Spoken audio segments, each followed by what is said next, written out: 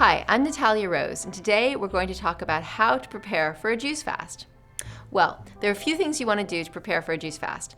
First, you have to think about how you're going to prepare yourself physically, and then you want to think about how you're going to prepare yourself socially and emotionally. Physically, you're going to want to start to wean yourself off of the packaged processed foods, animal products to the extent you're able to, anything that's not a life-generating food, a water-containing plant food, for example. Because when you're fasting, the more of the unadvisable foods and substances you have running through your system, the more uncomfortable you're going to feel. So the more you can get those things out of your system and out of the way before the fast, out of your bloodstream before the fast, the better, the more smoothly the fast will go for you, the better you'll feel while you're fasting. So there are a number of different ways to get your juice while you're on a juice fast. You can either prepare it yourself, you can get it from a local juice bar, or you can have juices shipped to you today. And any of those methods are perfectly valid.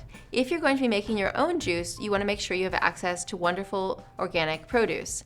If you're going to be getting your juice from outside, either from a vendor who's shipping juices to you or from a juice bar, you want to make sure that the quality of the juice is superb. You want to make sure you're getting only organic, fresh pressed juices that are not pasteurized and that do not have any GMOs. Decide how long you want your fast to be. If you want it to be 1, 2, 3, 4 days, maybe you're going to do a longer fast.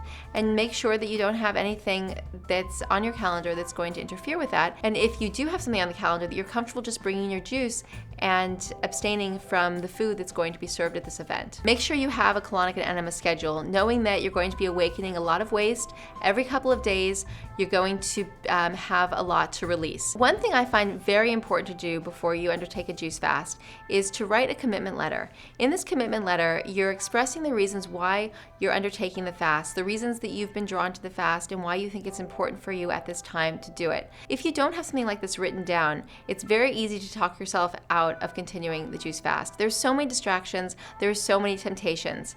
Have it written down and refer back to that whenever you feel the pull of these distractions or temptations, and you'll be reminded of why you chose to make this commitment in the first place.